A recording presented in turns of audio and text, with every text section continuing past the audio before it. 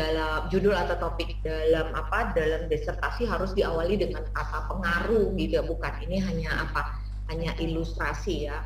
Kemudian tentukan rumusan masalah penelitian ya. Misalnya apakah bla bla bla bla, mengapa, bagaimana. Nah, ini kan saya sudah pernah tempo hari mengungkapkan tentang what, how, why, seperti itu ya, dalam rangka merancang permasalahan penelitian. Nah, seperti yang sudah saya sampaikan sebelumnya, untuk disertasi ya rumusan permasalahan harus lebih dari 3 ya, seperti itu. Kemudian setelah Anda menentukan rumusan masalah penelitian, maka tentukanlah tujuan penelitian Anda ya. Jadi adapun tujuan penelitian menjawab rumusan masalah penelitian, misalnya gunakanlah kata di awal kalimat tujuan tersebut yang memiliki tingkat kognitif yang tinggi ya. Jadi hindari kata mengetahui ya, mengetahui tentang bla bla bla. Bahkan misalnya kata mengidentifikasi juga hindari ya, karena mengetahui dan mengidentifikasi itu gunakanlah dalam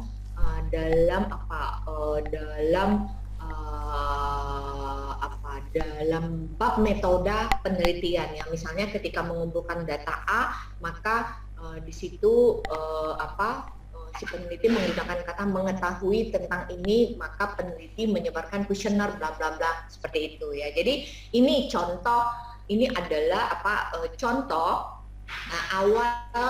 kata di awal kalimat tujuan yang tingkat kognitifnya tinggi, tingkat keilmiahannya tinggi ya. Misalnya kata mengkaji bla bla bla bla, menemukan bla bla bla, menganalisa bla bla bla ya, menemukan, nah seperti itu ya. Jadi silakan untuk Anda nantinya mempertimbangkannya ya. Nah, baik, ini contoh ya.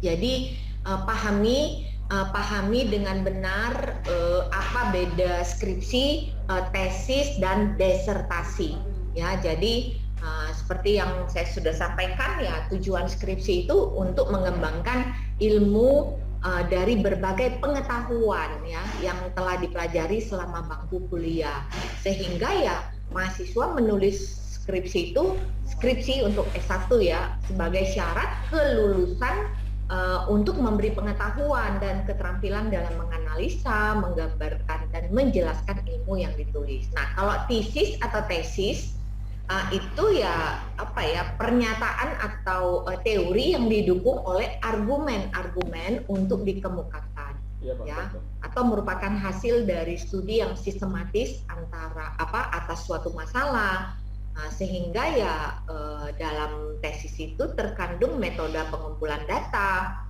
analisa dan pengelolaan data, menyajikan kesimpulan serta mengajukan rekomendasi. Terkait dengan disertasi itu ya jelas itu merupakan suatu bukti kemampuan mahasiswa dalam melakukan penelitian yang berhubungan dengan metode baru atau penemuan baru dalam program ilmu yang dipilih ya, atau digeluti ya seorang mahasiswa S3 ya. Jadi ini sebagai contoh ya rumusan masalah disertasi salah satu mahasiswa program doktor ilmu arsitektur dan perkotaan yang baru saja melakukan ujian kualifikasi ya tahun ini juga ya.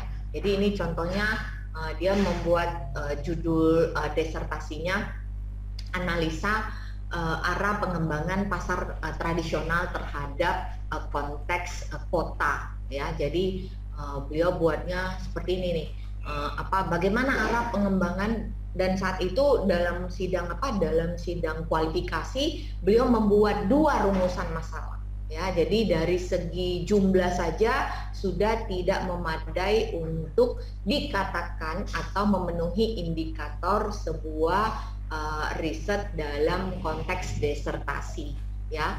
Jadi beliau membuat bagaimana arah pengembangan pasar tradisional terhadap konteks kota. Ini saya benar-benar copy paste ya dari apa dia buat. Mengapa potensi pasar tradisional masih terus ada dalam memenuhi kebutuhan masyarakat, dalam memenuhi kebutuhan masyarakat gitu dia buat ya. Nah, perhatikan ya secara teori bahwa research question itu menjadi basis dalam menentukan teori yang akan yang akan dikaji ya, dan jelas bobot ilmiahnya harus tinggi karena memang harus memberikan dampak kepada muncul usaha untuk menerobos ilmu pengetahuan ataupun menghasilkan suatu teori yang baru ya. Jadi dari segi permasalahan kita bisa lihat bahwa permasalahannya itu dangkal ya, dan final dari tujuan akhirnya pun tidak dalam rangka menghasilkan suatu teori yang baru ya. Jadi kita bisa lihat juga dari bobot ilmiahnya ya. Jadi melalui ketika saya baca itu terkait dengan abstraknya bab 1, bab 2 ya.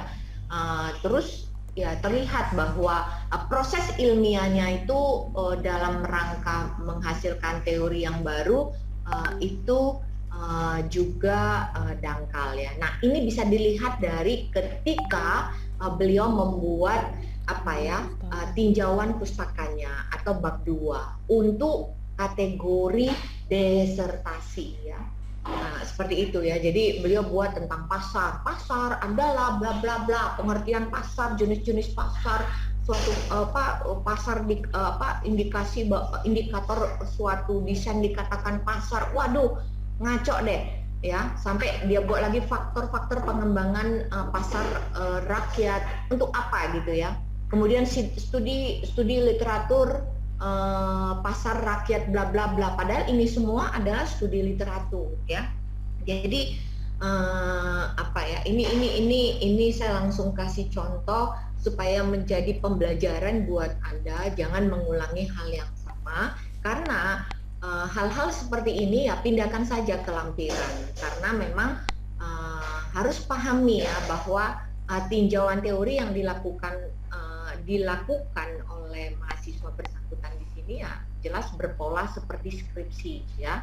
Bahkan untuk skripsi pun sudah nggak tepat lagi untuk begini ya, dan bersubstansi replika penelitian pihak lain dengan kasus yang berbeda ya. Jadi secara keseluruhan ya susunan presentasinya untuk bab 1, bab 2, bab 3 ya itu sulit dalam menemukan hal baru sesuai dengan tuntutan S3 ya. Jadi kita bisa lihat ya bahwa kita harus tahu bahwa cara ataupun metode dalam menyelesaikan permasalahan yang dirumuskan kalau diperhatikan ya bahwa tidak berimplikasi dalam mencoba ataupun mencari terobosan ilmu pengetahuan dan menemukan teori yang baru ya.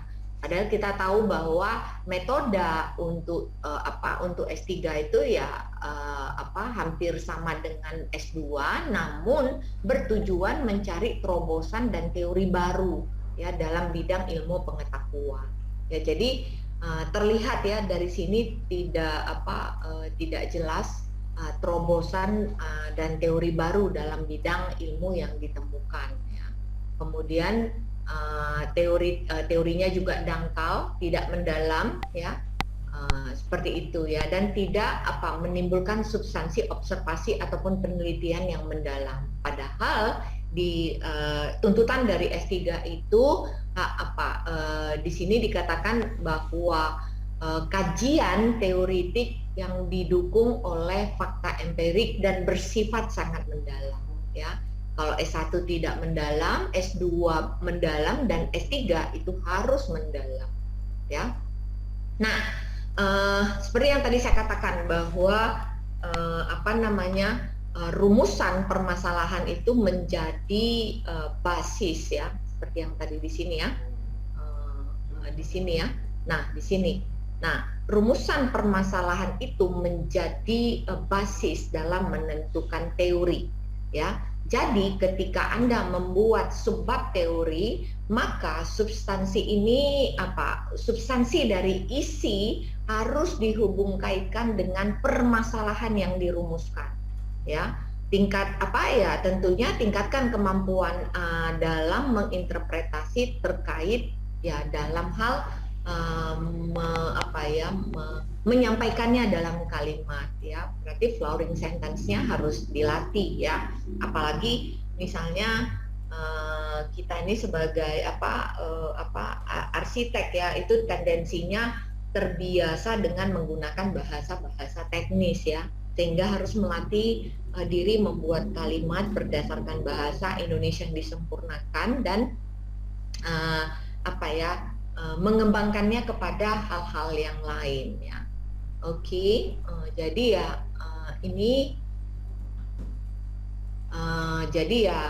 ini salah satu contoh, ya, bagaimana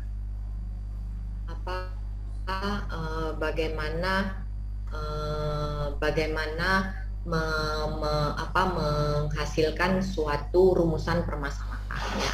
Ini saya ambil contoh kasus mahasiswa saya, ya, kasus mahasiswa yang saya bimbing, ya. Jadi judul disertasinya terkait dengan transformasi dan kontinuitas hunian vernakular Melayu Delhi, ya. Nah, seperti yang tadi saya katakan bahwa rumusan masalah itu ya harus lebih dari 3, tapi bukan berarti sampai 3 lembar, 5 lembar rumusan masalah, ya. Tempo hari ada mahasiswa PWK itu sampai rumusan masalah itu bisa sampai 20-30 poin gitu. Itu udah aneh juga gitu, ya.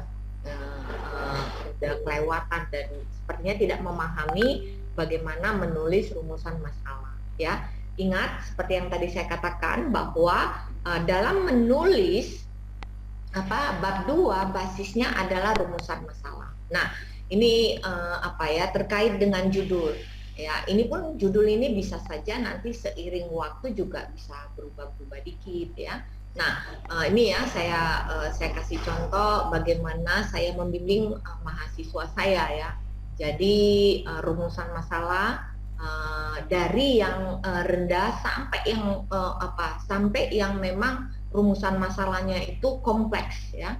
Jadi diurut gitu, ya. Silakan buat dulu baru disusun dari urutan poin-poinnya. Ya, jadi ini bagaimana pengetahuan lokal membentuk arsitektur vernakular, ya. Bagaimana perkembangan pengetahuan lokal mempengaruhi terjadinya transformasi arsitektur vernakular, karena memang topiknya adalah membahas transformasi vernakular Melayu Delhi, ya. Jadi carilah teori yang memang menggambarkan ini, ya. Kemudian bagaimana pengetahuan lokal mempengaruhi terjadinya kontinuitas arsitektur vernakular, ya. Jadi dihubungkan bagaimana fakta kearifan lokal terhadap continuity, ya. Kemudian bagaimana transformasi hunian vernakular Melayu Delhi, berarti pada poin keempat sudah masuk kepada usaha memecahkan permasalahan berdasarkan konteks dari area risetnya, ya. Kemudian faktor-faktor apa saja yang mempengaruhi terjadinya transformasi hunian vernakular Melayu, ya. Bagaimana konteks kontinuitas hunian vernakular Melayu Delhi. Nah, sampai yang ketujuh, ya, yang ini memang ya lebih kompleks lagi. Konteks makna apa saja yang masih tetap dipertahankan dan terus berkesinambungan pada hunian vernakular Melayu Delhi. Nah, seperti yang tadi saya katakan bahwa research question, rumusan masalah menjadi basis dalam kita menentukan kajian pustaka. Sehingga subbab penelitiannya pun harus menggambarkan rumusan masalah penelitian. Nah, perhatikan, saya hanya memberi contoh dan Anda memperhatikan cara, ya, memperhatikan cara. Jadi saya tadi sudah mengkritik ini, ya, ini punyanya S3 loh ya, yang baru ujian kualifikasi ya. Jadi perhatikan ini apa ya, cara membuat judul-judul subbabnya itu sangat dangkal, seperti kategori S1 dan tidak ada terobosan ilmu pengetahuan baru dari ini ya. Nah, kenapa basisnya harus rumusan masalah penelitian? Supaya jangan sampai nanti terjadi mens sana in corpore sano ya. Bab 2-nya ke sana, rumusan permasalahannya ke sono. Karena memang nanti dari bab 2 ini kan akan ada hal-hal yang menjadi landasan teori untuk Anda menganalisa dalam rangka memecahkan permasalahan penelitian. Nah, perhatikan ya. Jadi misalnya buat subbab 21 ya, dia menggambarkan dari rumusan masalah ya. Misalnya judulnya pengetahuan lokal atau local knowledge dalam membentuk arsitektur vernakular. Ya, jadi bukan judulnya definisinya bukan 21-nya itu pengetahuan lokal. Pengetahuan adalah bla bla bla berdasarkan bahasa Indonesia yang disempurnakan atau KBBI. Pengetahuan adalah bukan begitu, dan kalau Anda punya begitu banyak definisi tentang pengetahuan, pindahkan saja ke lampiran ya. Silakan nanti misalnya Anda mau tentang properti terkait dengan ekonomi macam-macam ya. Nah, silakan gitu, tapi jangan nanti judul subbab pertamanya itu adalah ekonomi terdiri dari bla bla bla gitu ya, atau properti ekonomi atau real estate terdiri dari. Bukan itu substansi dari S3 ya. Karena apa? Karena nantinya Anda dituntut untuk untuk menghasilkan suatu teori baru ya, teori baru. Jadi Anda bisa perhatikan ya, misalnya 22 memang menggambarkan topik dan menggambarkan rumusan masalah transformasi arsitektur vernakular ya. 23 perkembangan pengetahuan lokal mempengaruhi terjadinya transformasi arsitektur vernakular. Begitu seterusnya ya, sampai misalnya 29 ya, 29 pengetahuan lokal mempengaruhi kontinuitas vernakular arsitektur Melayu ya. Karena apa? Kita tidak menyinggung terlebih dahulu Melayu Delhi, tetapi kepada arsitektur Melayunya ya, karena memang arsitektur Melayu pun sudah merupakan suatu teori ya. Nah, setelah itu di bab yang kedua yang terakhir ya, buatlah rangkuman teori ya, buatlah rangkuman teori. Setelah itu buatlah konsep teori ya. Jadi berbeda konsep teori dengan rangkuman teori. Jadi kadang-kadang mahasiswa ini salah mengerti, dikiranya rangkuman teori itu adalah konsep teori ya. Jadi dalam membuat konsep teori, presentasikanlah peta literatur atau peta teori yang sudah Anda baca. Nah, Anda perhatikan ya, misalnya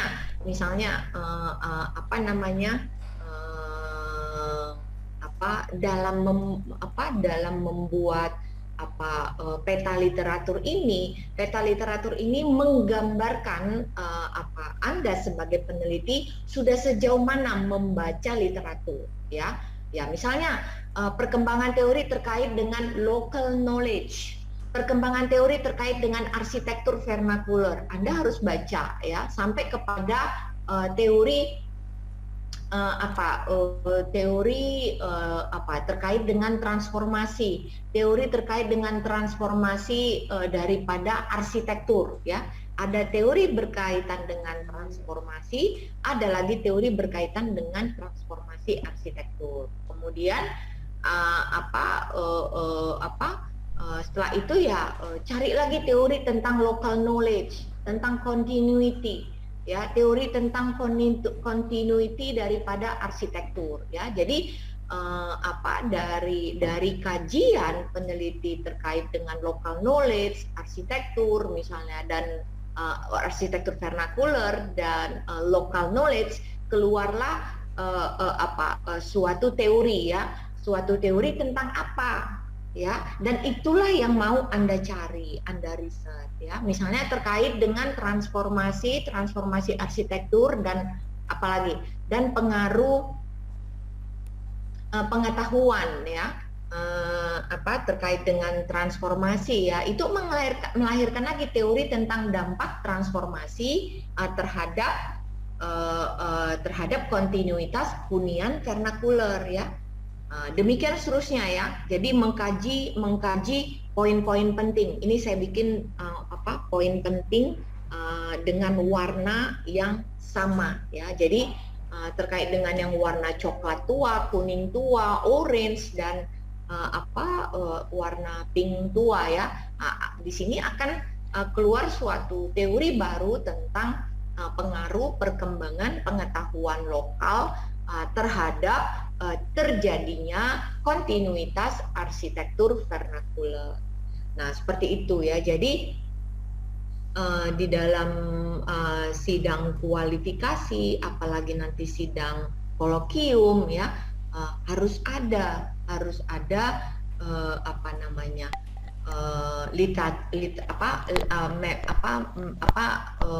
peta literatur ya, atau literature mappingnya ya. Nah, seperti itu. Tetapi untuk mata kuliah metode penelitian nggak sampai sini ya.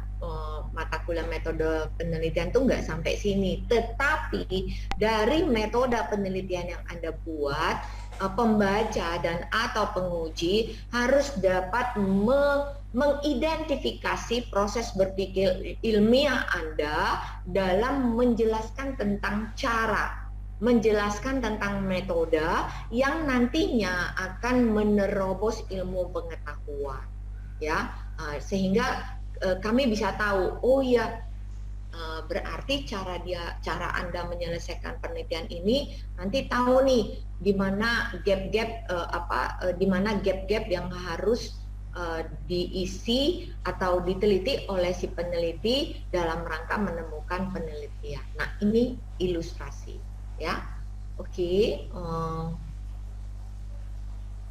Nah, jadi melalui rumusan masalah yang kita rancang ya,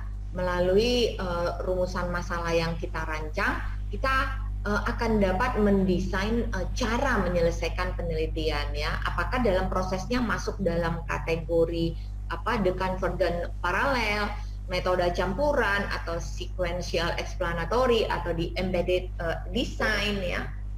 Seperti itu ya. Jadi seperti yang saya ungkapkan bahwa the convergent parallel itu di mana peneliti mengumpulkan data, baik data kuantitatif ya, baik data kuantitatif ataupun data kualitatif ya, kemudian menganalisa kedua data dan dari dua metode tersebut secara terpisah ya. Lalu membandingkan hasil dari analisa kedua data dan membuat interpretasi apakah hasilnya mendukung atau bertentangan satu sama lain ya. Nah, seperti itu.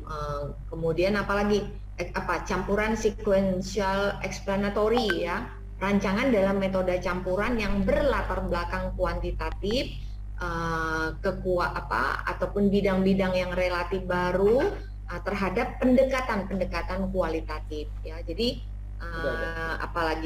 embedded ya, di embedded design ya, data kualitatif bersifat menerangkan data kuantitatif namun pada tahap ini metode kualitatif hanya sebagai komplementer untuk melengkapi dan mengembangkan data kuantitatif ya, yang dilakukan sebelum, selama maupun sesudah desain utama penelitian dilakukan ya.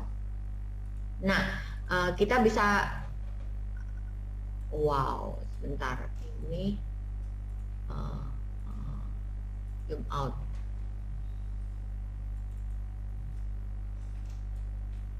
Nah, ini ya. Jadi di sini saya ambil contoh rumusan masalah yang tergambar dalam metode pengumpulan data dan juga metode analisa data dari kasusnya mahasiswa saya ya. Contohnya punya Mega ini ya. Jadi transformasi dan kontinuitas hunian vernakular Melayu Delhi ya. Jadi Anda perhatikan bagaimana saya membeda-bedakan warna ya, membeda-bedakan warna. Jadi saya tolong mahasiswa saya membuatnya dengan warna supaya mampu beliau membuat bab 5, bab 6 yang memang juga menggambarkan rumusan masalah penelitiannya ya. Jadi di sini bisa kita lihat ya, misalnya terkait dengan rumusan masalah bagaimana pengetahuan lokal membentuk arsitektur vernakular ya. Jadi di dalam analisa dan pembahasannya di dalam analisa pembahasannya ya, di sini kita bisa lihat ya, warna hijau yang tadi di dalam judulnya tentang pengetahuan lokal membentuk arsitektur vernakular. Nah, di dalam analisanya namanya sudah analisa dan pembahasan, berarti diintegrasikan kepada kasus proyeknya ya. Nah, jadi judul bab satunya pun harus terkait dengan rumusan masalah ya. Jadi di sini judulnya ya, beliau harus mengkaji bagaimana nih hunian vernakular, fakta hunian vernakular Melayu Delhi di Medan ya. Jadi ini 51 ini menjawab subbab 51 di rumusan masalah ya. Nah, demikian juga misalnya terkait dengan ini ya, rumusan masalah yang poin 2, 4 dan 5 ya. Rumusan masalah poin 2, 4 dan 5 itu tergambarkan di dalam analisa dan pembahasan pada poin 52, kemudian 52 sampai ini ya, yang terdiri dari 521 sampai kepada 526 ya. Jadi terlihat nih ketika di dalam proses membuat subbab-subbab yang memang menggambarkan poin 2, 4 dan 5 terlihat dalam proses mengumpulkan data ya. Misalnya 52 itu dibuat judulnya transformasi hunian vernakular Melayu Delhi di Medan ya. Jadi kalau di dalam 51-nya tentang hunian vernakular Melayu Delhi, di dalam 52-nya membahas tentang transformasinya ya. Jadi kita bisa identifikasi nih, pembaca pun bisa tahu ya. Misalnya hunian vernakular Melayu Delhi di Kecamatan Medan area, karena kan ada Medan, karena menggambarkan Melayu Delhi di kota Medan, maka sampel-sampelnya harus menggambarkan Melayu Delhi di kota Medan. Nah, setelah diidentifikasi ya ada di Medan Maimun, ada di Medan Barat, Medan Delhi ya. Nah, jadi ketahuan nih, oh ya, dalam rangka mengidentifikasi hunian vernakular Melayu Delhi, maka pengumpulan datanya diperoleh dengan melakukan observasi lapangan dan mengumpulkan data sekunder ya. Demikian seterusnya ya. Misalnya ketika membahas pengetahuan lokal membentuk arsitektur hunian vernakular Melayu Delhi di Kecamatan Medan area, maka apa? Oh ya, untuk mengidentifikasi datanya maka peneliti akan menyebarkan kuesioner. Jadi penguji pun akan menanyakan kepada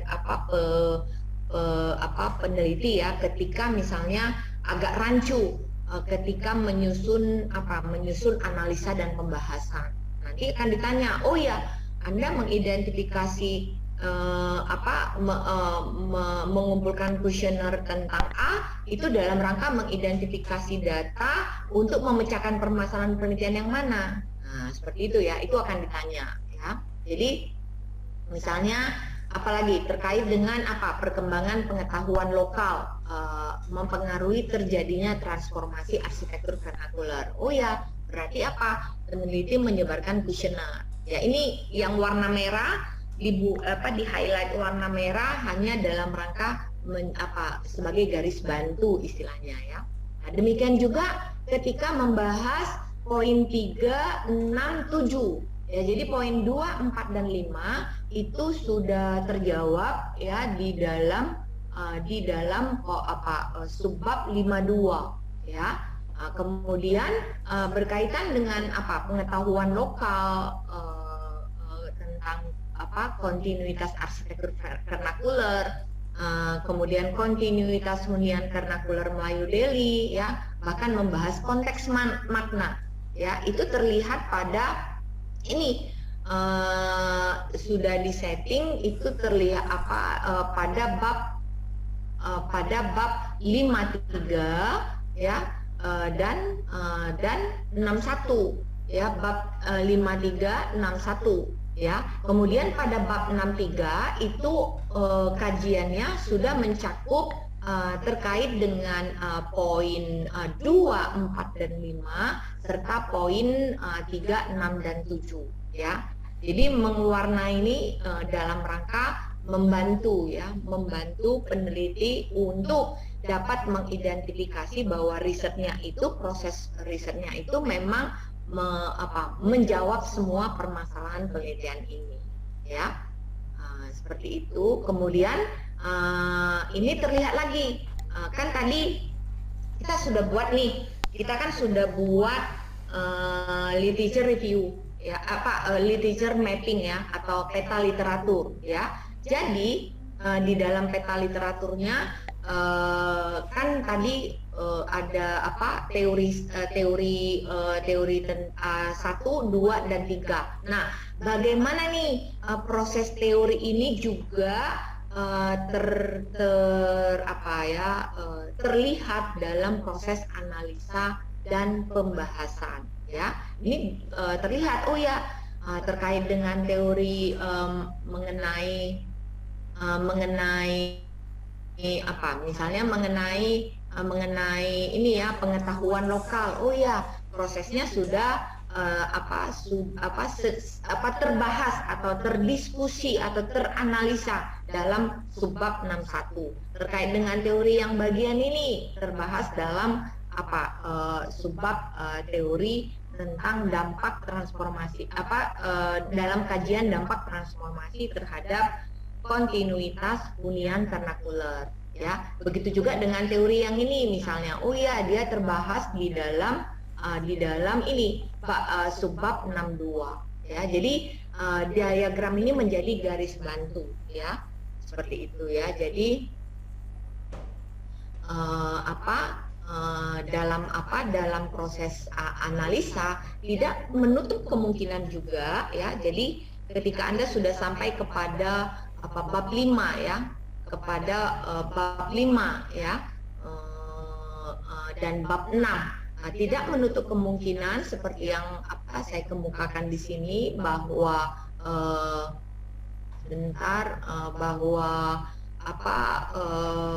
metode penelitian pun akan bisa berubah ya. Bahkan bisa sampai setelah sidang tertutup pun bab metode penelitian pun bisa berubah ya.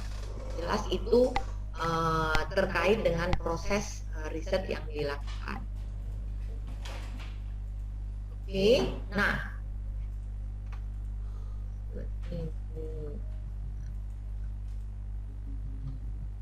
ya. Jadi ini contoh ya, mix.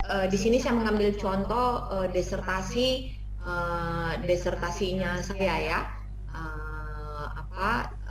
Saya ambil contoh sangat ringkas saja ya. Ini juga menggunakan NIST method dengan judul pengaruh kehidupan sosial budaya masyarakat terhadap terbentuknya tipologi dan morfologi suatu kampung kota ya. Jadi ya di sini di sini ya latar belakangnya ketika saya membaca How to Finish Your Research ya, dalam buku research methodology ya, bahwa memang banyak cara yang dilakukan oleh peneliti untuk menyelesaikan penelitiannya ya. Jadi ya dalam hal ini sebagai peneliti harus terlebih dahulu menuliskan poin-poin penting dari riset yang akan dilaksanakan ya. Anda sebagai peneliti ya lakukan brainstorming ya, brainstorming atas kita sendiri ya sebagai peneliti, dan buatlah garis besar peta pikiran kita sendiri ya. Pikiran Anda sendiri harus Anda buat petanya ya, sederhana dan intuitif berdasarkan naluri kita ya. Kemudian dari awal hingga akhir tuliskan saja ya. Jadi tingkatkan kemampuan Anda memahami sesuatu yang akan diteliti, sekalipun memang kadang-kadang tanpa melalui penalaran yang rasional ya, ataupun penalaran yang intelektual ya, intelektualitas ya. Jadi ya yang penting tuliskan saja dahulu. Itulah dalam gambaran mind map ini ya. Misalnya ya poin riset terkait dengan image pendatang terhadap suatu tempat. Maka bagaimana nih terkait dengan bangunan? Tuliskan apa-apa saja terkait dengan sungai, apa-apa saja terkait dengan ruang publik, apa-apa saja terkait dengan vegetasi, patung misalnya ya. Seperti itu. Baru rancanglah proses penelitiannya. Rancanglah proses penelitian yang akan Anda laksanakan dalam menyelesaikan S3 secara detail. Ya, jadi proses merancang penelitian itu ada dalam bab 3 ya. Metode penelitian dan prosedur yang Anda jelaskan dalam bab 3 ini menjadi penting supaya sistem menyelesaikan penelitian disertasi itu tidak salah langkah. Ya, jadi Anda tidak tiba-tiba memunculkan grafik seperti ini atau tabel atau apalagi atau diagram balok ya sebagai hasil perhitungan statistik dari penyebaran kuesioner tanpa tahu untuk apa data tersebut diperlukan ya, atau tanpa tahu dalam rangka mengumpulkan data apa untuk masalah penelitian yang mana misalnya, atau bagaimana menganalisa data tersebut ketika sudah ada hasil statistiknya. Nah, ini ya sebagai contoh ya, riset dari mahasiswa juga ya.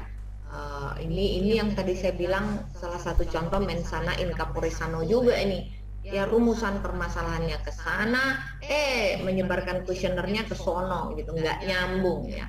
Ini contohnya model perencanaan pengelolaan sampah berdasarkan partisipasi masyarakat di Taman Hutan Kota Langsa.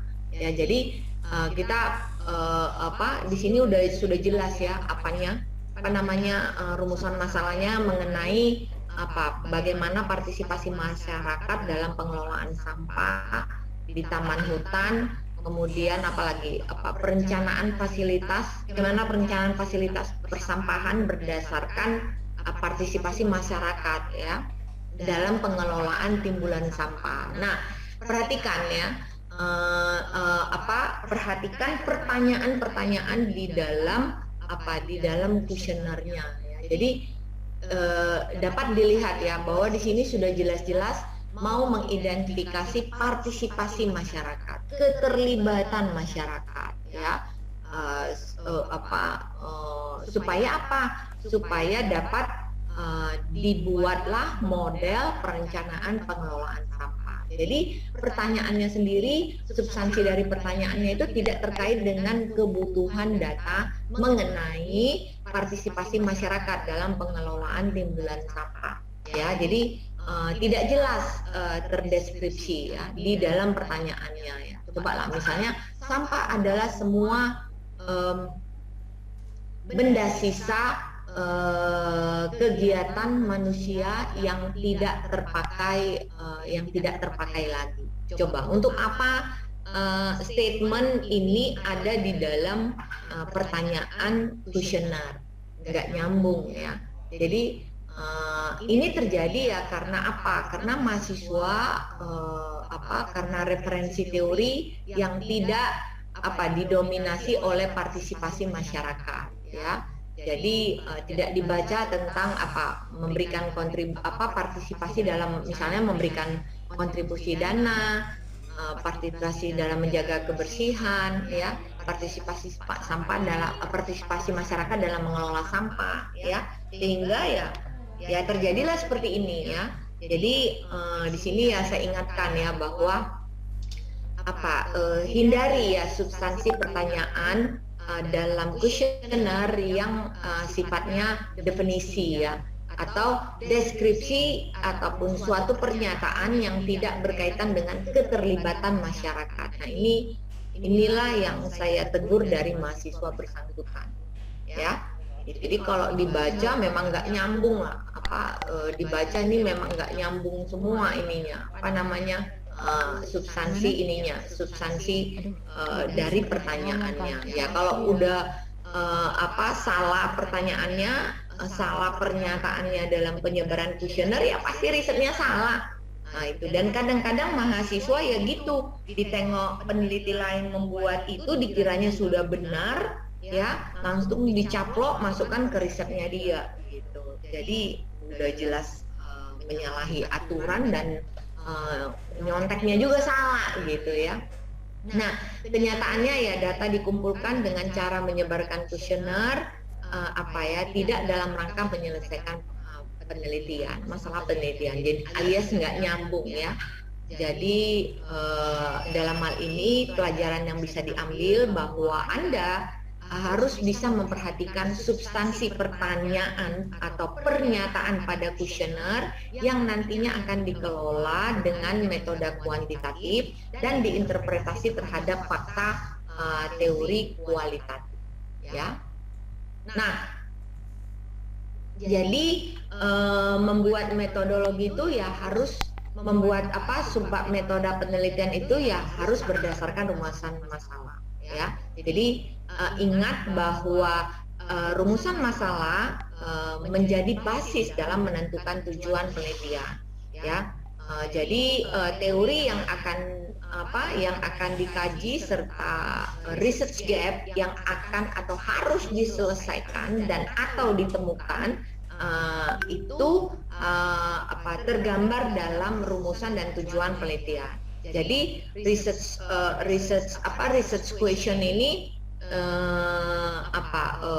jadi dasar ya dalam menentukan strategi sampel yang akan disettingkan kriterianya supaya nanti hasilnya pun menjadi valid dalam rangka menyelesaikan penelitian yang dirumuskan. Ya, jadi rumusan masalah itu ya kemukakan dengan bentuk pertanyaan, harus jelas dan padat, fokus pada variabel yang diteliti. Ingat, tadi saya katakan sebelumnya bahwa dari sekarang ya banyak baca teori, ya. Supaya apa? Supaya tahu membuat rumusan masalah. Karena apa? Dalam membuat variabel kan basisnya adalah research question dan teori.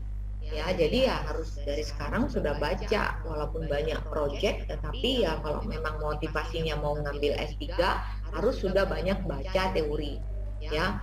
Manage diri bagaimana menggunakan waktu untuk fokus kepada sekolah, ya, fokus kepada menyelesaikan disertasi. Kalau dulu saya walaupun sempat paling 1 semester penuh di akhir pertama sekali ya saya menentukan fokus penelitian, ya. Di sini ya saya harus ingat bahwa semuanya itu harus bersubstansi riset disertasi yang akan dilakukan, ya, terkait dengan contoh yang saya berikan, ya, yaitu pengaruh sosial budaya terhadap terbentuknya tipologi morfologi kampung kota, ya. Maka dalam proses menentukan fokus penelitian ya berarti mengidentifikasi dominasi etnik Jawa pada seluruh kecamatan di Kota Medan, ya. Jadi apa yang saya lakukan sebagai peneliti, ya, ya di sini kehidupan sosial budaya kelompok masyarakat etnik Jawa yang menjadi fokus penelitian, maka saya sebagai peneliti melakukan pengamatan kembali lagi saya ingatkan bahwa dalam hal ini kita menjelaskan cara, bukan menjelaskan teori metodologi itu ya. Jadi saya jelaskan bahwa peneliti melakukan pengamatan pada setiap area hunian ya yang ada di Kecamatan Kota Medan. Jelaskan juga tentang area hunian yang ada di setiap kecamatan. Selanjutnya menentukan fokus area hunian ya. Kemudian fokus penelitian sampai kepada tipologi morfologi kampung kota yang didominasi oleh masyarakat etnis Jawa. Ya, jadi lalu setelah mengkaji tadi fokus penelitiannya, maka saya mengkaji seluruh kecamatan di Kota Medan ya, mengkaji etnik Jawa yang tinggal di Kota Medan, di seluruh kecamatan di Kota Medan. Maka setelah saya mengkaji seluruh kecamatan di Kota Medan terkait dengan pemukiman yang penempatannya didominasi oleh etnik Jawa, maka saya menentukan fokus yang akan diteliti, karena kalau semuanya nanti diteliti khawatir nggak selesai waktunya ya. Jadi tidak boleh tiba-tiba fokus kepada salah satu kecamatan ya, tetapi ada itu di bab tertentu ya, itu saya membahas semua kecamatan, baru fokuslah kepada Kecamatan Medan Amplas misalnya ya. Jadi jelaskan caranya ya, kenapa bagaimana prosesnya fokus kepada Desa Siterejo 3, tepatnya ada di Kecamatan Medan Amplas ya. Jadi perhatikan bagaimana kalimat yang memang menjelaskan cara. Ya, jadi mengamati bahwa pemukiman tersebut terletak dekat dengan pusat kota, karena memang substansinya kan kampung kota. Ya, mengamati bahwa pemukiman ini memiliki penduduk masyarakat etnik Jawa, bla bla bla, mengamati, melakukan pengamatan. Kalimat kalimat kata kerja. Oke, kemudian selanjutnya adalah menentukan paradigma penelitian ya. Jadi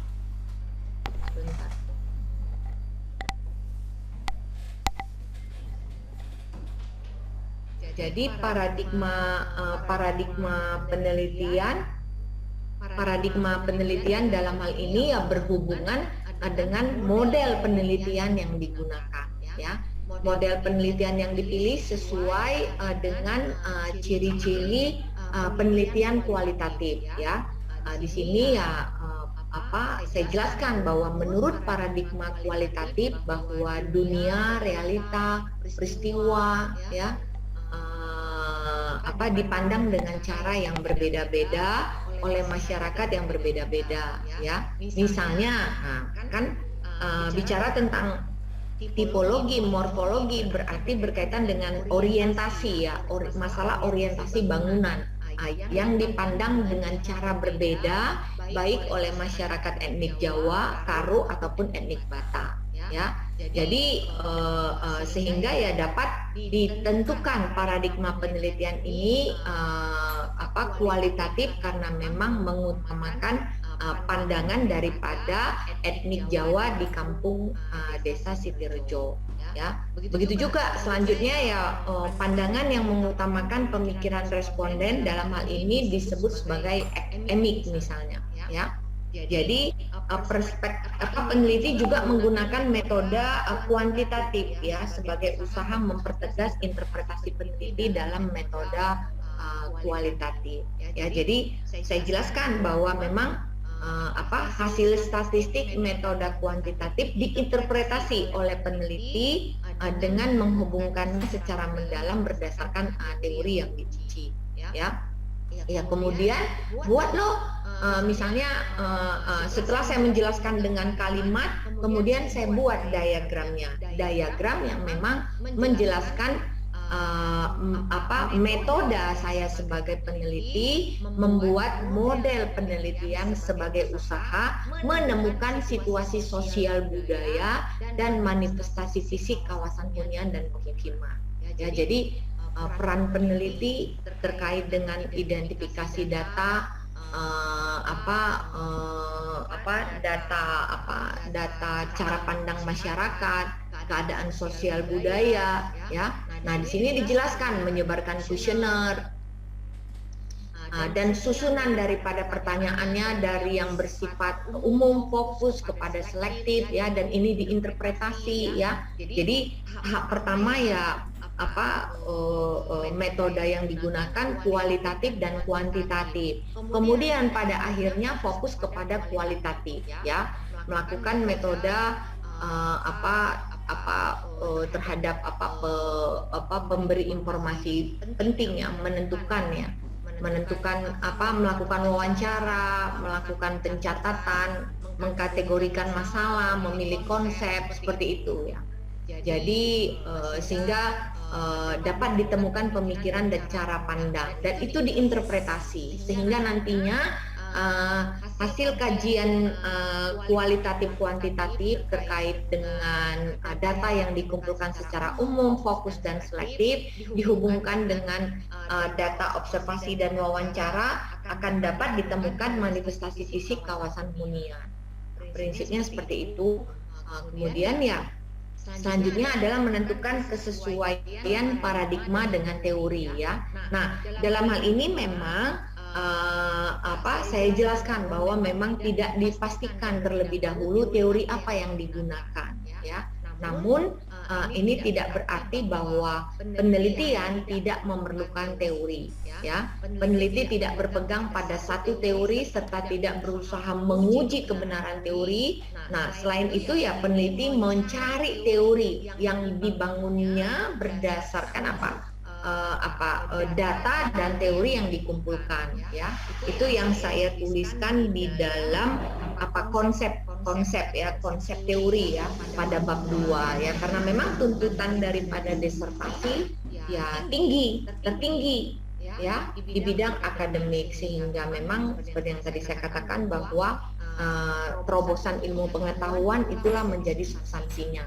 Nah, peneliti juga harus menjelaskan cara bagaimana memperoleh sumber data, ya, dan fokus lokasi atau objek penelitian, ya. Jadi ingat, menjelaskan cara dan bukan teori metodologi, ya. Jadi ini contoh cara saya menjelaskan penentuan sumber data dan lokasi responden dan atau sampel. Ya, jadi di sini ya metode menentukan sumber data dan lokasi responden, ya. Jadi ya ini kalimat yang saya gunakan, dan substansi kalimatnya memang menjelaskan tentang cara, ya. Jadi ya pada mulanya peneliti mengamati setiap desa, setiap area hunian yang berada atau pernah berada dalam penguasaan masyarakat Jawa, ya, di setiap kecamatan di Kota Medan. Nah, itu yang tadi ya ada gambarnya, ya. Pertama semua kecamatan dulu dibahas, kemudian sehingga pada akhirnya peneliti menentukan satu sampel untuk diteliti, yaitu kampung desa Sidorejo yang letaknya di kecamatan Medan Amplas, ya. Nah, di sini juga dijelaskan prosentasenya dalam menentukan sampelnya, ya. Jadi sampai terakhir melalui penyebaran kuesioner, peneliti akan menemukan suatu kenyataan sosial budaya yang sifatnya mempertegas interpretasi peneliti melalui penelitian metode kualitatif, ya, seperti itu. Kemudian selanjutnya adalah menentukan tahap-tahap penelitian, ya. Kalau di dalam bab 3 itu 31, ya, jenis penelitian, ya, ataupun pendekatan penelitian. Nah, itu peneliti menjelaskan tentang tahap-tahap penelitian, ya. Jadi dalam penelitian ini ya tahap-tahap penelitian tidak dapat ditentukan secara pasti seperti halnya dalam penelitian kuantitatif, ya. Namun secara garis besar ya dapat dibedakan dalam dalam tahap. Di sini saya tentukan sebagai tahap orientasi, ya. Jadi ya memang karena seiring waktu sekalipun 3 sampai 4 kali mengalami proses pergantian judul atau topik, maka saya memang secara nyata harus menentukan atau memilih fokus penelitian, ya. yang ujung-ujungnya adalah pengaruh sosial budaya dalam terbentuknya tipologi morfologi pemukiman yang didominasi etnik Jawa. Ya, kemudian lagi pada tahap eksplorasi ya. Jadi setelah melalui proses assessment, saya sebagai peneliti yang masuk kepada tahap exploration ataupun penjelajahan ataupun pengamatan. Nah, di mana pada tahap ini ya memang saya sudah secara jelas mengarah kepada situasi sosial budaya dan bentuk area hunian pemukiman. Nah, dalam hal ini ya saya sebagai peneliti mengamati situasi sosial budaya etnik Jawa pendatang yang menempati Kampung Sitirejo, ya. Nah, instrumen dalam proses menentukan instrumen penelitian, ya. Jadi jangan nanti misalnya Anda menjelaskan instrumen penelitian, Anda buat instrumen penelitian adalah bla bla bla untuk apa gitu ya. Langsung aja instrumen yang utama itu adalah peneliti sendiri, ya. Jelaskan bagaimana kita sebagai peneliti berperan sebagai instrumen yang utama. Ya, jadi ya misalnya pada awalnya peneliti adalah alat satu-satunya, ya. Pada awalnya lagi data yang diperoleh itu memang sifatnya emik berdasarkan cara pandang dari responden, kemudian lebih bersifat etik menurut pandangan peneliti, ya, karena apa yang menjadi cara pandang responden diinterpretasi oleh peneliti. Nah, dengan kata lain ya peneliti melakukan interpretasi terhadap pandangan daripada responden. Ya, begitu seterusnya ya. Kemudian peneliti mengelola pandangan responden menurut pikiran dari peneliti. Ya, kemudian ya di sini ya selain tadi peneliti sebagai instrumen, dijelaskan lagi bahwa peneliti juga menggunakan instrumen lainnya, yaitu penyebaran kuesioner, ya. Untuk apa penyebaran kuesioner tersebut? Untuk mempertegas pemikiran peneliti yang etik tadi, ya. Jadi dalam hal ini ya saya jelaskan sebagai peneliti menggunakan instrumen lainnya, yaitu dengan menyebarkan kuesioner. Ya, jadi pencatatan informasi ya itu juga dilakukan dengan menggunakan buku catatan dan alat rekam. Nah, jelaskan apa yang mau dicatat dan alat rekamnya itu apa yang mau direkam. Ya, jadi dibuatlah dalam membuat catatan ini peneliti akan membedakan misalnya data deskriptif yang merupakan pandangan daripada masyarakat etnik Jawa di Kampung Sitirejo dan hasil tafsiran peneliti terhadap pandangan mereka atau etik tadi, ya. Nah, maka jelaskanlah pengumpulan data melalui penyebaran kuesioner. Ya, gunakan jelaskan bahwa menggunakan Google Form, apalagi lolos di mana kuesioner tadi disebarkan tahap pertama pada pilot projectnya sebagai usaha untuk uji validitas, ya, kemudian uji reliabilitas, kemudian satu pertanyaan untuk satu jawaban, gitulah seterusnya, ya. Dijelaskan, ya, dalam proses mengumpulkan data melalui penyebaran kuesioner juga baik sekali bila kita sebagai peneliti juga memberikan insentif yang tepat untuk responden. Jadi kalau saya dulu kasih pin, ya, ataupun kasih gantungan kunci usu, seperti itulah, ya. Itu juga sebagai cara untuk ini, ya, untuk untuk membuat responden itu nyaman, ya. Oke, kemudian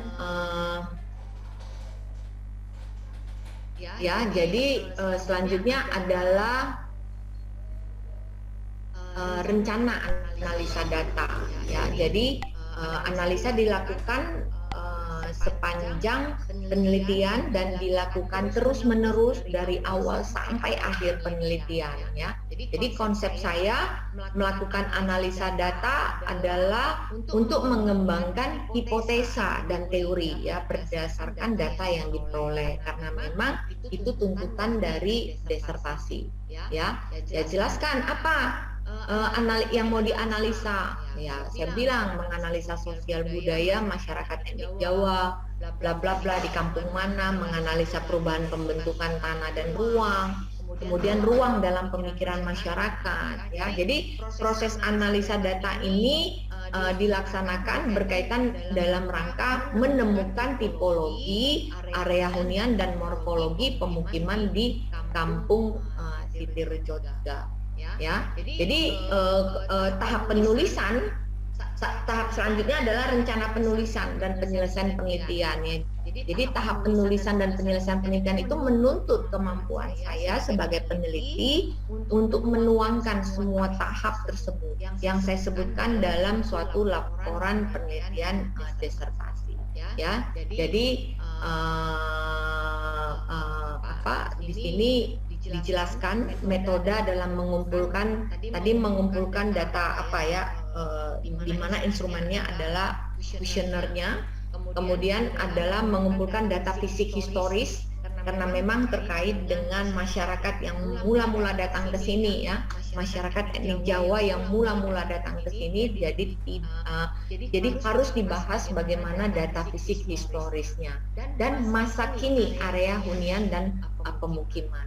Nah, dalam hal ini ya cara pengumpulan data fisik area hunian dan pemukiman ya dijelaskan, dilakukan dengan melaksanakan pengamatan jejak fisik antara perilaku dalam lingkungan melalui wawancara ya. Peneliti kemudian menginterpretasi dalam suatu gambar skematik yang saya pernah sebutkan bahwa contoh minggu lalu ya, bahwa dari hasil wawancara kemudian saya interpretasi kata-kata dia, kemudian saya buat dalam gambar. Nah, tidak menutup kemungkinan juga saya juga membuat di depan dia, saya gambar begini maksudnya, begini dulu awalnya, saya buat diagramnya. Jadi ketika menuliskannya dalam disertasi udah dalam bentuk yang rapi ya. Jadi peneliti, saya jelaskan juga bahwa peneliti melakukan pengukuran area hunian lingkungan, pemetaan area hunian dan pemukiman ya. Nah, itu dijelaskan metodenya ya, dijelaskan metode pengumpulan datanya ya, buat dalam bentuk poin-poin yang substansi kalimatnya memang dalam rangka kalimatnya itu dalam rangka menjelaskan cara mengumpulkan data fisik historis dan masa kini area hunian dan pemukiman. Ini saya ambil sampel misalnya caranya adalah mengumpulkan data tentang perubahan pola penggunaan tanah yang pertama sekali dimiliki oleh masyarakat etnik Jawa. Nah, ini juga ya pola pembagian bidang tanah yang diwariskan oleh responden. Jadi sifatnya memang betul-betul substansial dalam rangka menemukan karakteristik.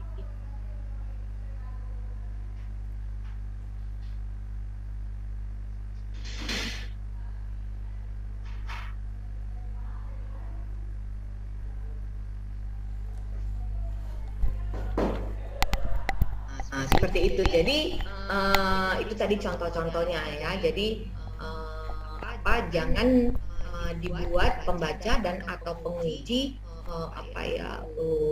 bertanya-tanya tentang cara Anda mengumpulkan data fisiknya. Jadi kita menjelaskan ada item tentang metode menentukan pengumpulan data secara fisik, kemudian kita juga tuliskan data-data yang mau diperlukan ya, seperti itu. Jadi saya sebagai peneliti juga menggunakan metode kualitatif dalam rangka menemukan tadi metode kualitatif observasi dengan dalam rangka menemukan data fisik ya, baik masa lalu maupun masa sekarang. Jadi nggak ada alasan untuk saya nggak ada temukan datanya bagaimana bentuk fisik dahulu kala ya, nggak bisa. Kita lakukan wawancara ya. Sama halnya misalnya kalau mau kaji struktur ruang morfologi kota, ya misalnya di era masa Kesultanan atau masa Hindia Belanda. Kalau nggak ada datanya ya cari tokoh-tokohnya, cari orang yang dulu pernah bekerja di dinas terkait misalnya, lakukan wawancara dan buat gambar, ya. Jadi metode kualitatif dalam rangka menemukan situasi sosial budaya dan hubungannya dengan bentuk fisik, ya. Jadi ya saya jelaskan sebagai peneliti ya menggunakan peneliti meneliti keadaan sosial budaya berdasarkan sudut pandang dari masyarakat di desa tersebut, ya.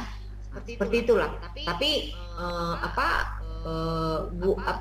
gunakanlah kata peneliti, ya. Peneliti terlibat langsung dalam kehidupan masyarakat, bla bla bla. Peneliti mulanya meneliti melakukan penyesuaian diri, seperti itulah, ya. Oke, ya. Jadi kemudian saya juga membuat metode dalam menentukan area penelitian dalam menentukan lokasi situasi sosial, ya. Jadi situasi sosialnya terkait dengan tempat, terkait dengan tempat pelaku dan juga activity atau aktivitas atau kegiatan, ya. Jadi ya saya jelaskan bahwa pelakunya di sini adalah siapa, ya. Semua orang yang terdapat di dalam area hunian, ya. Tempatnya adalah apa?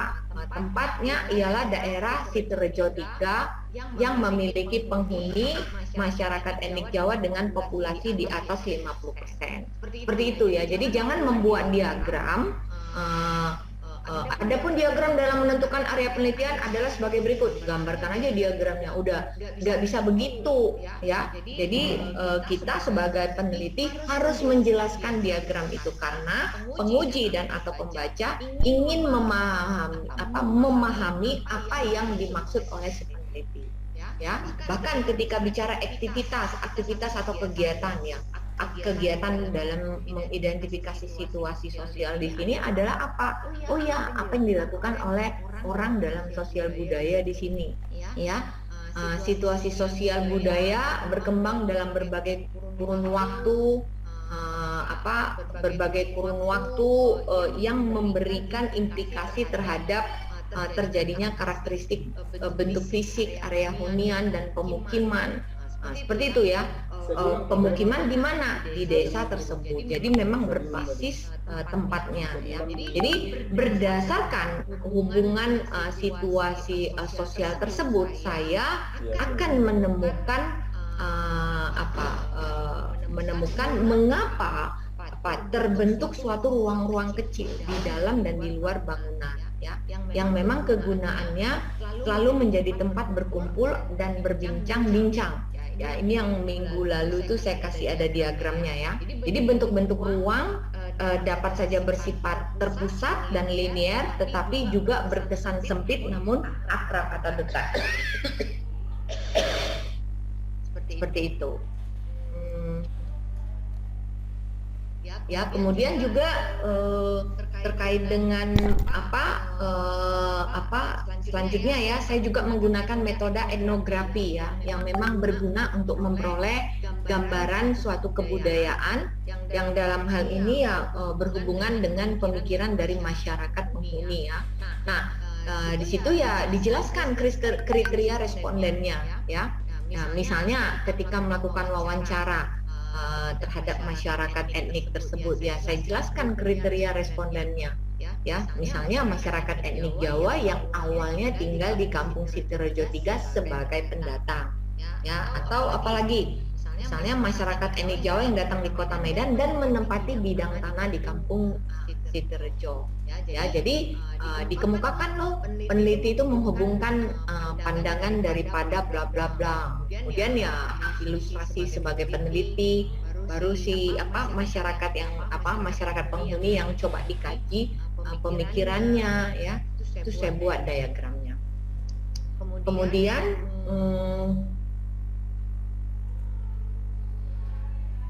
jadi saya sebagai peneliti juga menggunakan metode observasi untuk mengidentifikasi keadaan sosial budaya terhadap konteks karakteristik bentuk fisik ya.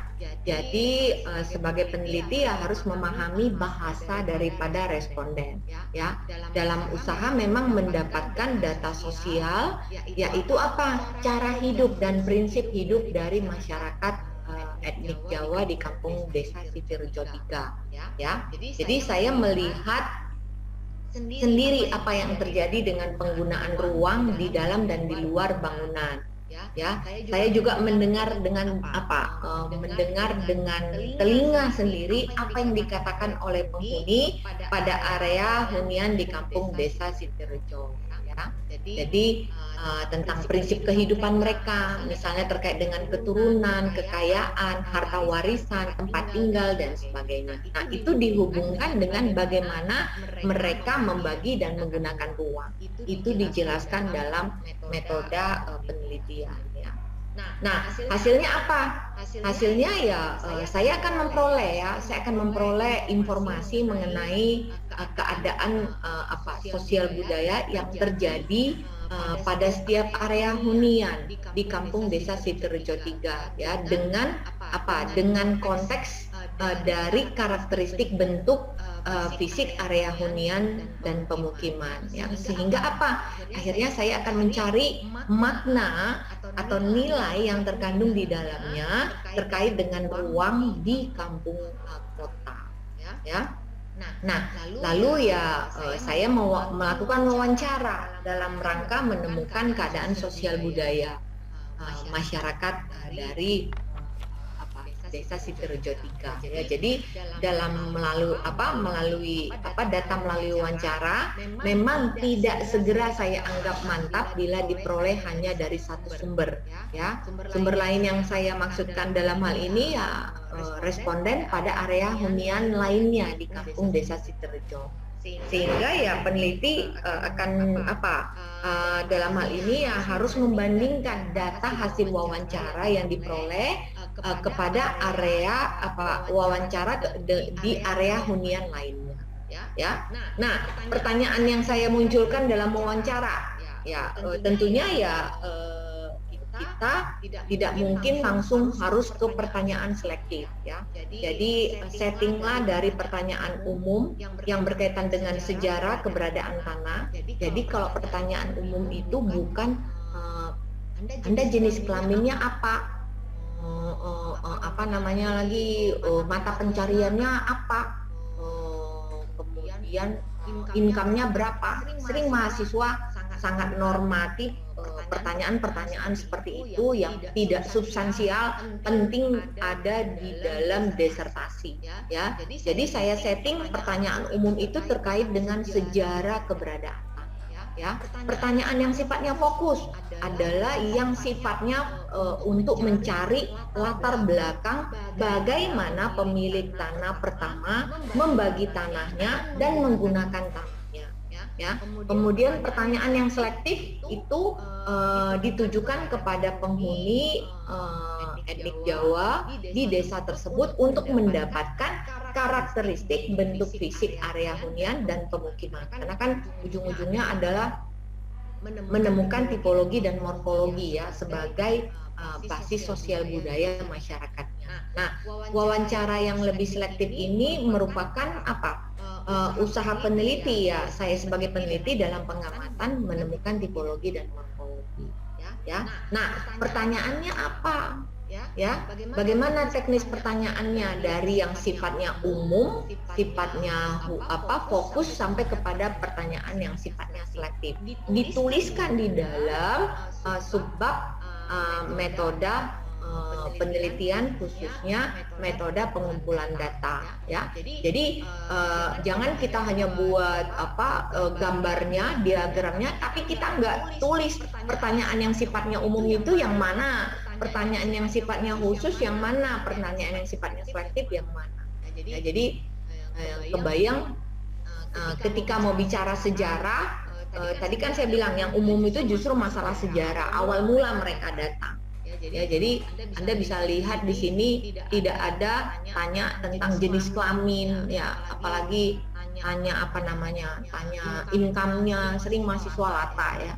Nah, sampai ke pertanyaan yang fokus ya, berapa jumlah anak, karena memang terkait dengan ya, kenapa menanyakan jumlah anak, karena memang terkait dengan pembagian tanah kepada keturunan.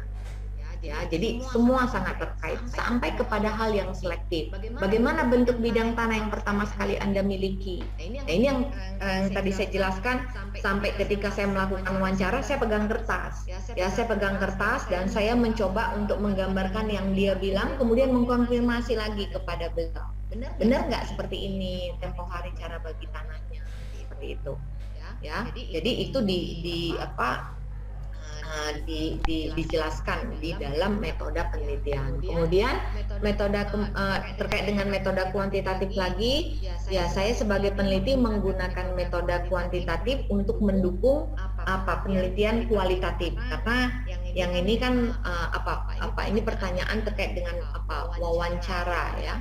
Nah, ini pertanyaan terkait dengan kuantitatif. Ini ya dijelaskan menggunakan metode kuantitatif untuk mendukung kualitatif ya. Metode kuantitatif membagikan kuesioner ya, yang susunannya bla bla bla. Kemudian bentuk kuesionernya itu bagaimana? Kalau saya kan memang pertanyaannya close ended ya, buka tutup. Jadi ada pertanyaannya atau pernyataannya, kemudian ada jawabannya. Responden tinggal milih. Ya, berdasarkan bentuk tersebut, pilihan jawaban pertanyaan yang diberikan telah disediakan. Begitu seterusnya. Ya, nah buatlah daftar pertanyaannya ya, istilahnya berkas kuesionernya. Jadi ini berkas kuesioner untuk masyarakat etnik Jawa yang tinggal di area penelitian ya. Jadi setting juga di lampiran. Jadi bukan diisi dari bab penelitian, bukan, tapi di lampiran. Dan ini sudah ada ketika sidang kolokium ya. Ini sudah harus ada ketika sidang kolokium. Nah, metode analisa data. Ya, jadi setelah saya menyebarkan kuesioner, melakukan observasi lapangan dan memperoleh hasil wawancara, maka maka semua identifikasi yang diperoleh dari melakukan observasi, menyebarkan kuesioner dan melakukan wawancara itu berperan sebagai data. Ya, itu berperan sebagai data. Saya sudah pernah katakan bahwa ketika Anda melakukan wawancara, kemudian Anda ketik hasil wawancaranya, jangan masukkan itu di dalam isi disertasi. Ya, karena itu masih berperan sebagai data. Sama juga ketika kuesioner ya, kuesioner hasil statistik kuesionernya tidak boleh dipandang bahwa itu sebagai hasil analisa. Itu masih berperan sebagai data. Ya, jadi data diperoleh oleh peneliti, saya sebagai peneliti ya data bentuk fisik, data statistik ya dari hasil sebar kuesioner, kemudian data berupa kata-kata ataupun kalimat ya dari hasil wawancara. Nah, kemudian selanjutnya saya melaksanakan proses menginterpretasi data ya supaya dapat diterangkan maksud dari hasil data ini ya. Data statistik dari 3 cara mengumpulkan data. Ya, melaksanakan interpretasi data melebihi dari deskripsi ya, agar memenuhi harapan yang dituntut dalam mixed method ya. Jadi harapan yang dimaksud adalah menemukan pengaruh sosial budaya masyarakat terhadap terjadinya tipologi area hunian dan morfologi di kampung Sitirejo 3 ya. Jadi jangan sampai semua data-data dimasukkan dalam bab analisa, tetapi tidak ada bersubstansi kajian. Nah, bagaimana supaya dia bersubstansi kajian ya? Ceritakan itu di dalam metode penelitian supaya orang dapat paham bahwa begini loh cara Anda mengkaji data supaya datanya itu tidak supaya datanya dapat dijelaskan kepada pembaca bahwa datanya itu dianalisa, datanya itu dikaji, ya. Nah, data yang terkumpul, saya jelaskan lagi dalam metode penelitian bahwa data yang terkumpul di subbab metode pengumpulan data. Ya, data yang terkumpul dalam penelitian akan meliputi ratusan halaman. Ya iya, karena apa? Kebayang nih dari hasil kuesioner pada saat itu nggak pakai Google Form ya, sebarkan kuesioner ke lapangan. Jadi memang benar-benar banyak sekali data baik dari hasil kuesioner maupun hasil wawancara berupa tulisan-tulisan, kemudian lagi observasi ya, ke lapangan menggambarkannya, wah itu berlembar-lembar ya. Jadi data yang diperoleh ya saya jelaskan diketik dalam bentuk uraian ataupun laporan dengan terperinci. Nah, laporan terus-menerus bertambah, memang terus menambah kesulitan ya. Dan memang tidak segera dianalisa pada awalnya. Ya, jadi laporan itu nantinya akan terus berkurang karena memang dirangkum, diringkas, dipilih hal-hal yang pokok, difokuskan pada hal-hal yang penting dan dicari tema dan polanya. Begitu ya, sehingga keluarlah tabel-tabel yang memang spesifik dalam rangka memecahkan masalah penelitian. Jadi ya setelah mengurangi data, ya saya jelaskan bahwa saya mengkategorikan data yang diperoleh serta menghubungkannya dengan properti data yang diperoleh atau didapat ya. Jadi saya bagi deh semua data tersebut, mana yang masuk dalam sistem sosial, sistem budaya, mana data yang masuk dalam bentuk fisik area hunian, mana data yang masuk dalam bentuk fisik pemukiman ya. Kalau dalam mata kuliah struktur ruang morfologi, ketika saya mengidentifikasi bentuk fisik area hunian, maka akan ketemu tipologinya. Ketika saya mengidentifikasi fisik pemukiman, akan ketemu morfologinya. Nah, propertinya apa? Ya, dibuat loh propertinya apa-apa saja. Ya, jadi jangan nanti orang bertanya-tanya, Anda hanya menjelaskan bahwa dibuat kategori terkait dengan dibuat kategorinya, dibuat propertinya, titik gitu. Tapi nggak dibuat apa yang menjadi kategorinya, apa propertinya. Seperti itu ya, harus detail karena memang menjelaskan cara. Ya, lalu saya melakukan peraga data ya, di mana data-data yang ada akan bersusun-susun. Kemudian saya sebagai peneliti membuat laporan untuk setiap lokasi. Ya kan saya punya 14 lorong ya. Nah, itu saya buat loh, misalnya contohnya lorong Santun, gimana sistem sosialnya, sistem budayanya, bentuk fisik area huniannya bagaimana gitu. Karena kenapa area hunian, kenapa nggak pemukiman? Karena lorong ya, karena memang nanti tujuannya ketemu nih tipologinya. Nah, analisa data pada saat pengumpulan data ya, jadi saya jelaskan bahwa data segera dianalisa setelah dikumpulkan dan dituangkan dalam bentuk laporan. Nah, laporannya terdiri dari apa saja nih? Nah, ini ya misalnya bentuk fisik lokasi, perubahan bentuk fisik area hunian dan pemukiman, kemudian apalagi sosial budaya dan makna ruang ya.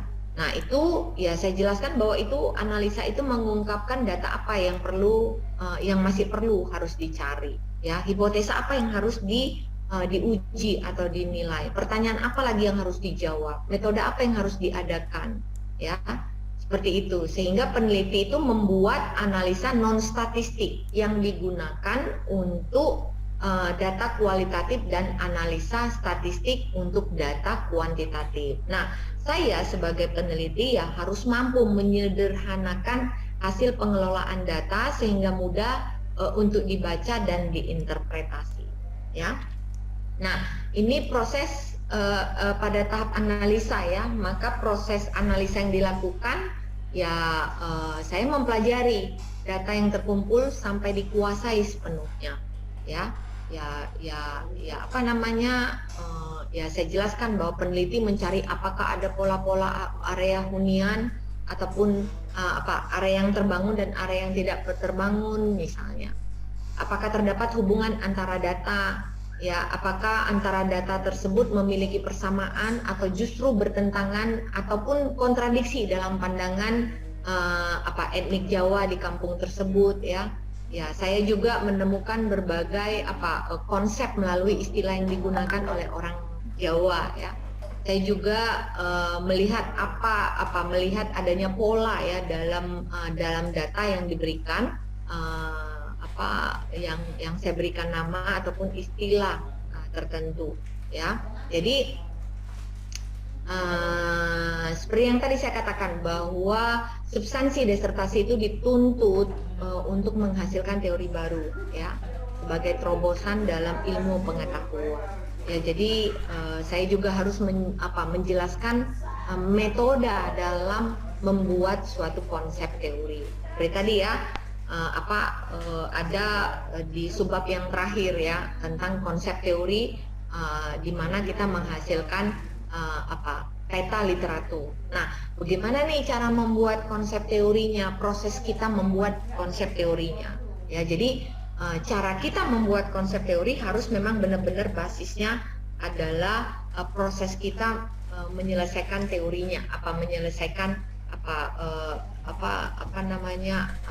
penelitian ya, dan mengkaji teori ya. Supaya metode membuat konsep teori yang kita buat itu adalah punya kita ya, dan bukan punya orang lain ya. Jadi ya, saya jelaskan misalnya peneliti mencari hubungan antara konsep dalam usaha untuk mengembangkan suatu teori ya, salah satunya menggunakan the constant comparative method ya.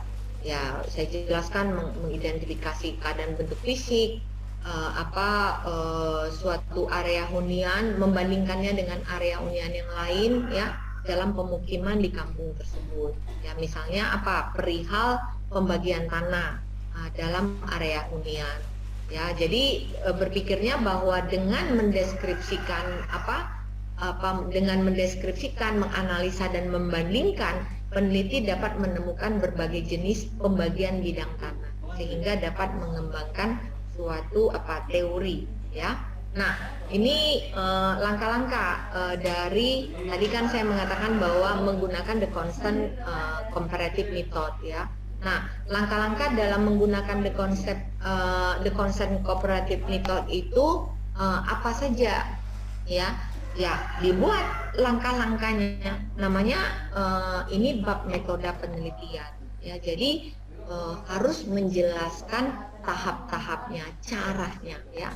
Ya, misalnya melakukan kajian teori, mengumpulkan data, menemukan isu, peristiwa, aktivitas, mengumpulkan data lagi terkait dengan seperti itu ya. Sampai akhirnya membandingkan konsep teori yang peneliti buat dengan teori yang dikaji. Sampai seperti itu ya. Jadi itu buat dalam tabel ya. Jadi sampai sedetail itu. Baik. Sampai di sini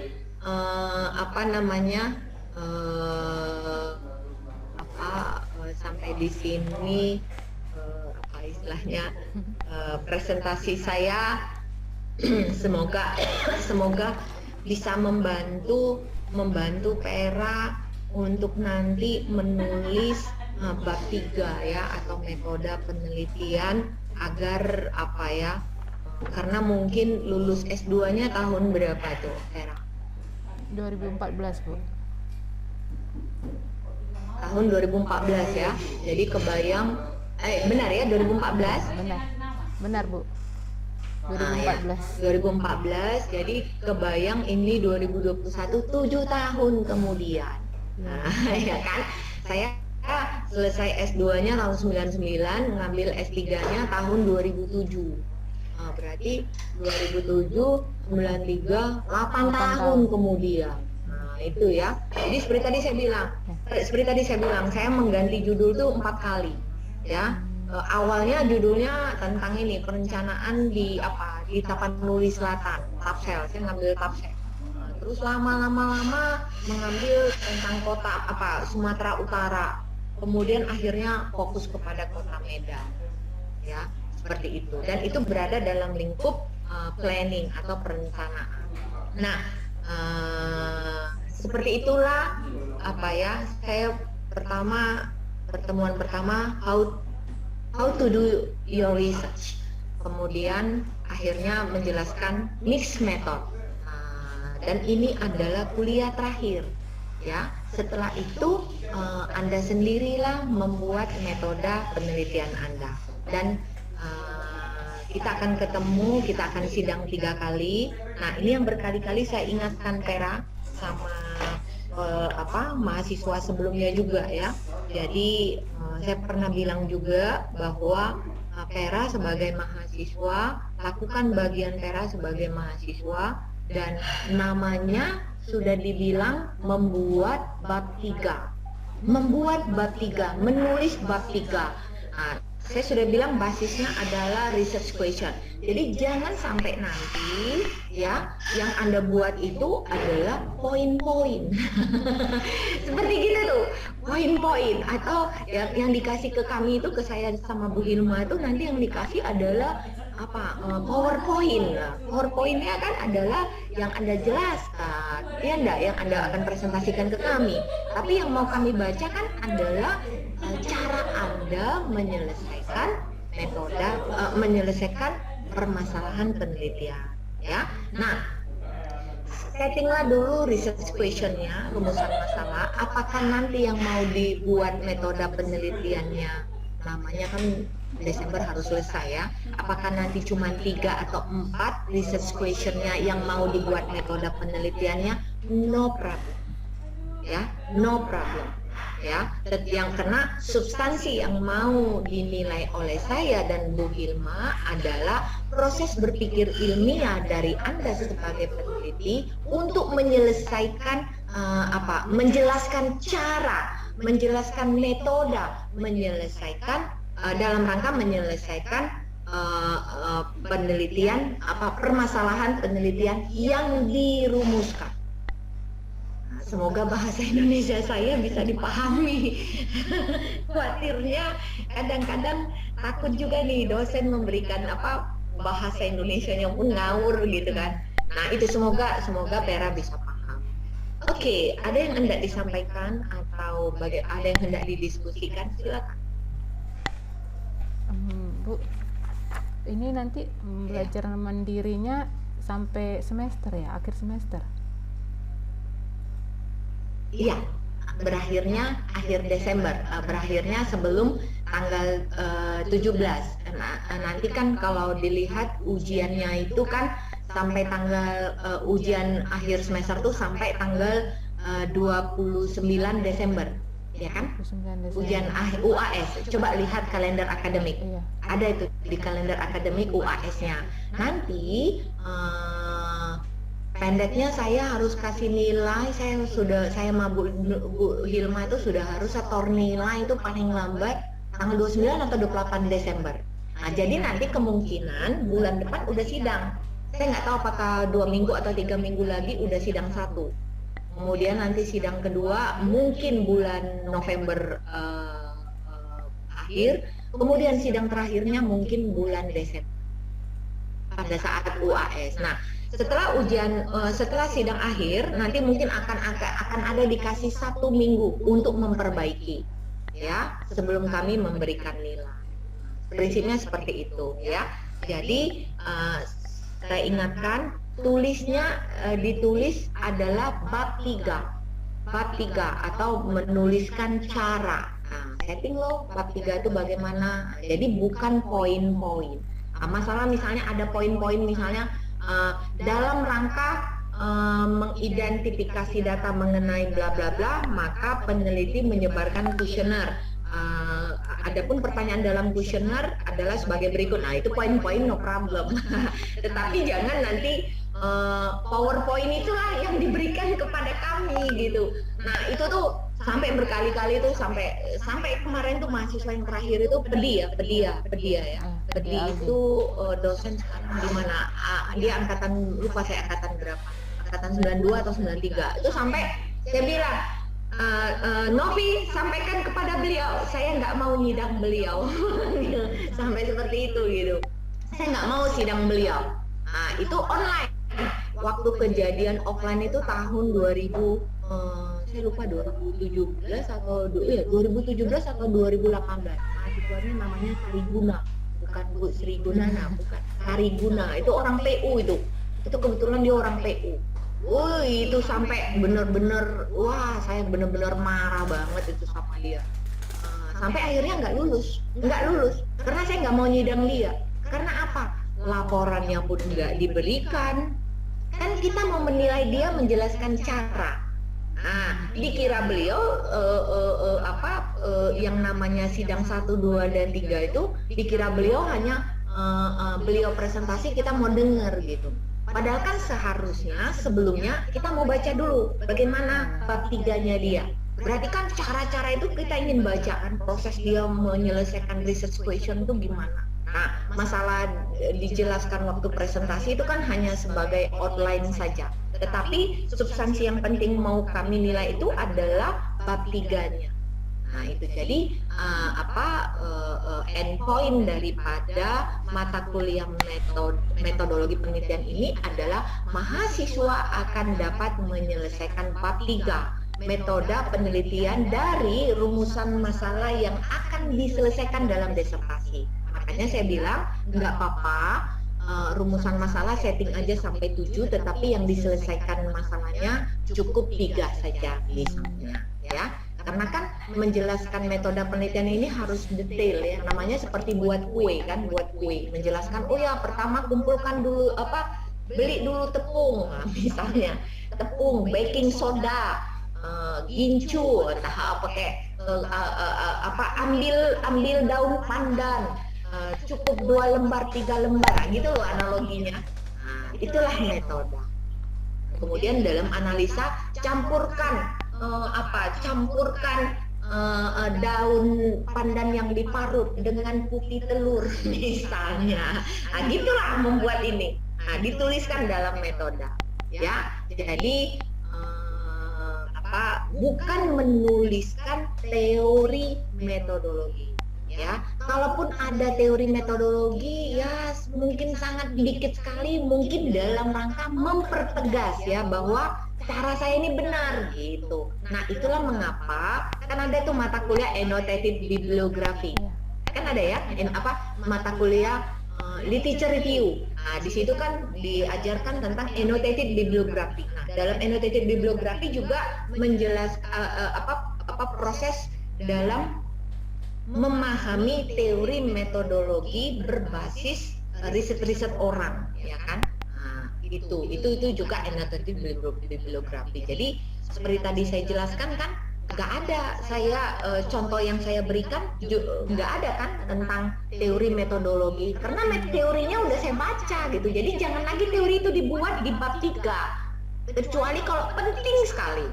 Penting sekali, misalnya tadi the constant comparative misalnya ya. Itu dalam rangka saya menemukan konsep teori. Nah, itu seperti mempertegas karena banyak cara. Saya memakai itu. Kenapa? Kenapanya itulah poin penting yang ingin didengar oleh penguji. Poin penting yang ingin dibaca oleh yang ingin dibaca oleh si pembaca atau audiens. Nah, prinsipnya seperti itu. Ya, nggak usah takut, Tera. Nggak usah takut dan nggak harus sempurna. Tetapi lakukan apa yang benar. Ya, lakukan apa yang benar, bukan apa yang mudah. Kenapa saya mengungkapkan kata ini? Karena tendensinya mahasiswa senang sekali melakukan apa yang mudah. Itu tadi saya udah kasih contoh kan yang salah kan? Karena mau cari yang mudah. Ya enggak?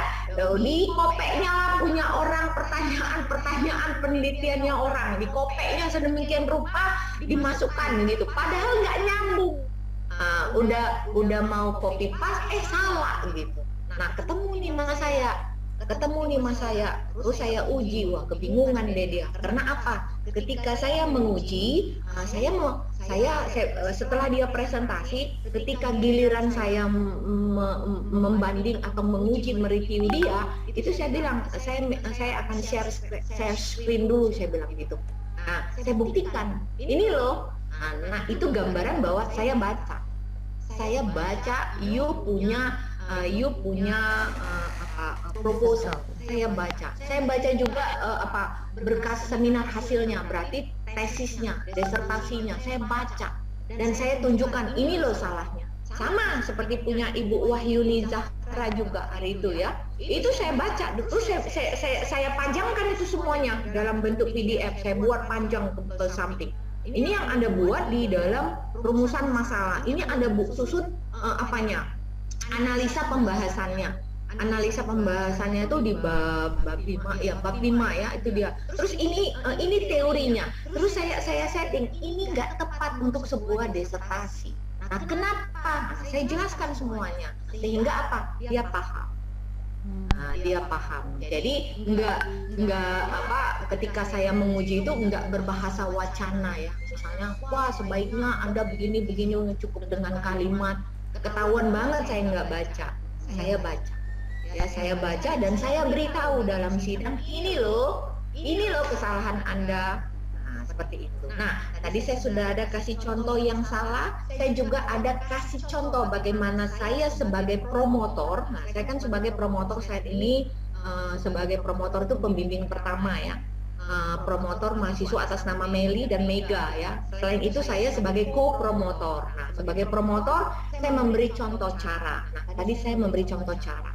Ya, saya memberi contoh cara kepada mahasiswa yang saya bimbing, dan saya juga memberi contoh saya sendiri sebagai peneliti disertasi. Jadi bukan omdo, bukan omong doang. Ya, saya juga menyampaikan contoh ya. Kita udah bicara teori, saya juga memberikan contoh cara-cara. Nah, prinsipnya seperti itu. Dan cara yang saya buat ada buktinya. Kata teori harus lebih dari 3. Saya buat lebih dari 3. Memberi contoh ke mahasiswa saya pun saya mengarahkannya lebih dari 3. Ya, jadi saya juga nggak mau, namanya saya promotor, intinya saya manajernya, istilahnya seperti itu. Saya nggak mau nanti hasil dia itu bobrok, dan saya mau benar-benar hasil dia itu menghasilkan suatu teori. Saya bantu, dan kalau kamu nggak bisa ya udah, itu saya bisa marah itu. Tapi ya alhamdulillah lah, mereka walaupun ibu-ibu ya, ibu-ibu dan juga dosen, ya waktu ujian metodologi ya saya pukul tuh bokongnya, stres mereka sampai ngadu ke Pak Pinky ya. Pak Pinky bilang sama saya, wah mereka ketakutan begini ya, mau gimana, saya bilang. Ya lebih bagus seperti itu ya Vera ya. Nanti dalam sidang juga, nanti ketika saya evaluasi, Bu Hirma evaluasi, lebih bagus istilahnya dipukul bokongnya, maksudnya begini, lebih bagus diberitahu persoalannya ya. Cara bagaimana penguji memberitahu, udah berdamai aja, anggap itu sebagai menolong kita, untuk kita yang tadinya nggak tahu jadi tahu. Prinsipnya seperti itu, tujuannya untuk membangun supaya disertasinya nanti berkualitas. Prinsipnya ada lagi. Bu, menjelang sidang nanti saya boleh diskusi Bu sebelum di sidang?